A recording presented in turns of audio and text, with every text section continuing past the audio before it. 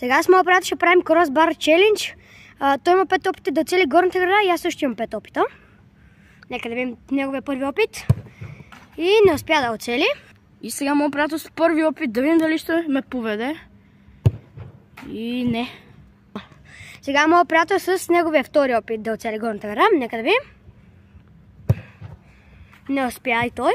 И сега моят приятел с втори успа дали ще ме поведе. Не, 0-0 си остава. Сега моят приятел ще направи неговия трети опит да оцели горната града. И не успя. И сега моят приятел с трети опит дали ще ме поведе най-накрая с 0-1 и... Да.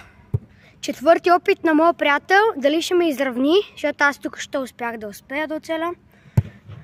Да, изравни ме. И сега моят приятел четвърти опит дали ще направи 2-1 за него. И да! Пети и последен опит на моят приятел. Нека да видим. Да, успя. 2-2. И сега моят приятел с последен опит дали ще ме бие. И не. 2-2 си оставаме. Свършихме с моят приятел 2-2. Той от 5 опита оцели 2 пъти. Аз от 5 опита също оцелих 2 пъти. Абонирайте се, лайквайте видеото и чао, до нови срещи!